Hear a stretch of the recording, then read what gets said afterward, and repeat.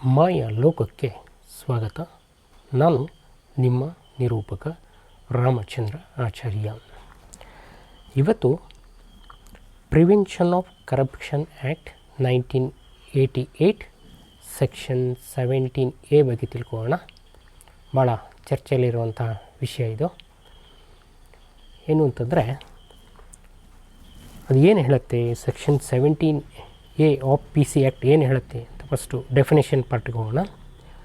Section 17A of PC act provides that no enquiry or enquiry investigation shall be conducted by a police officer in any offence alleged to have been committed by a public servant under the PC Act without prior approval from the appropriate authority ಅಂತ ಹೇಳುತ್ತೆ.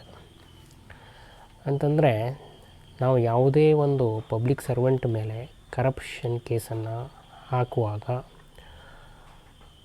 ಏನು ಪೊಲೀಸರು ಇದ್ದಾರಲ್ಲ, ಅವರು ನೇರವಾಗಿ ಅದನ್ನು enquiry ಆಗಲಿ investigation ಆಗಲಿ ಮಾಡಲಿಕ್ಕೆ ಸಾಧ್ಯ ಇಲ್ಲ.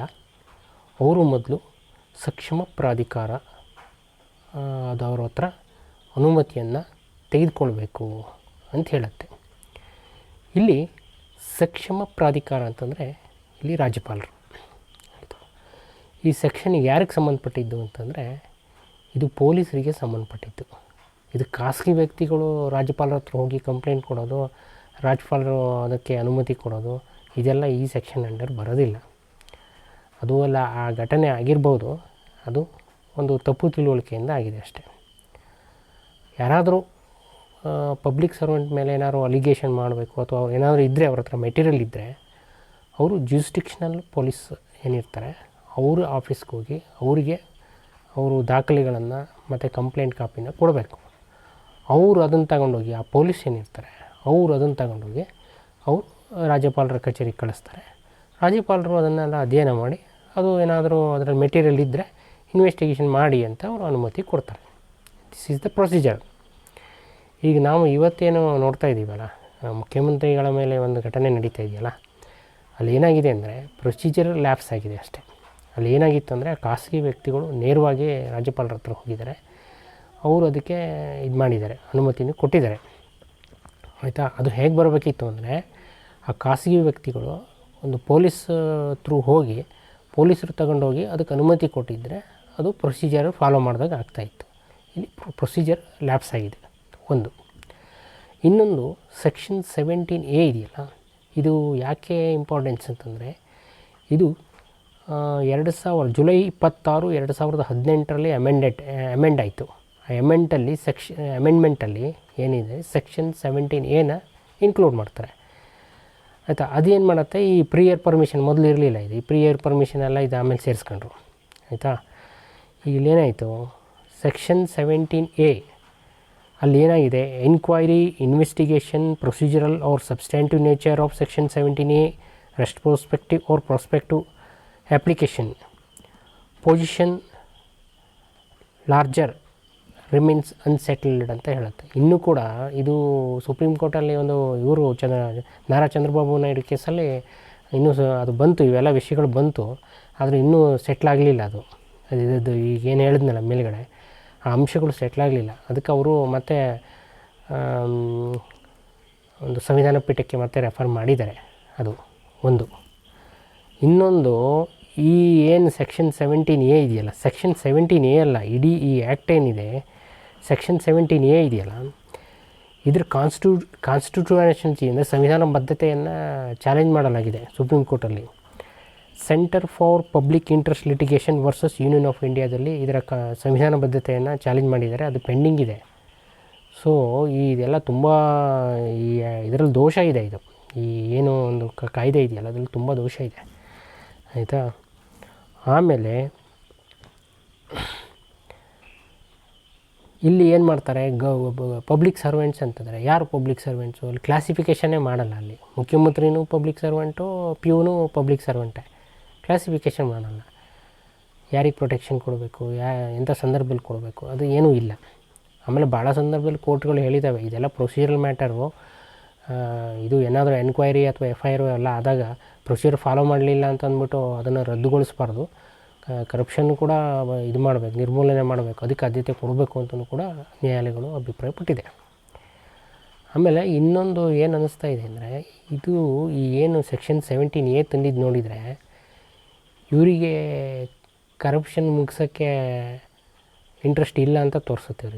ಇವರು 75 ವರ್ಷದಿಂದ ಕರಪ್ಷನ್ ಮಾಡ್ಕೊಂಬಂದಿದ್ದಾರೆ, ಇನ್ನೊಂದು 100 ವರ್ಷ ಮಾಡೋಣ ಅಂತ ಅವ್ರ ತಲೆಯಲ್ಲಿದೆ. ಇದು ನೋಡಿದ್ರೆ ಗೊತ್ತಾಗುತ್ತೆ, ಈ ಆ್ಯಕ್ಟೆಲ್ಲ ನೋಡಿದ್ರೆ ಗೊತ್ತಾಗುತ್ತೆ.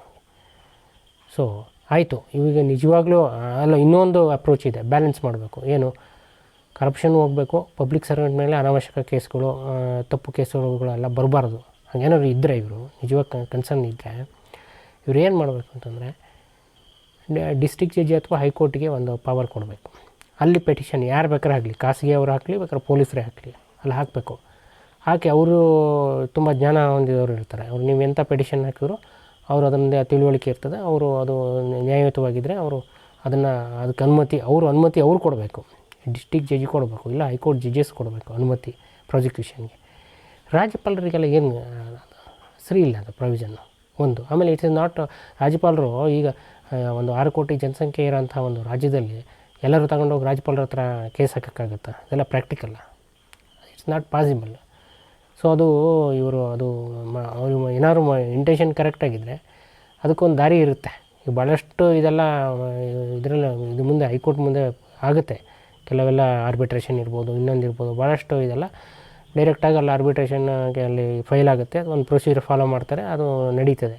ಅದು ಎಷ್ಟಾದ್ರೂ ಕೇಸ್ ಬಿಡಲಿ, ಅದಕ್ಕೊಂದು ನ್ಯಾಯ ಸಿಗುತ್ತೆ. ಆಯಿತಾ? ಈ ಥರ ನಾನು ಹೇಳೋದು, ಇವರಿಗೆ ಒಂದು ಬದ್ಧತೆ ಬೇಕು ಅಷ್ಟೇ.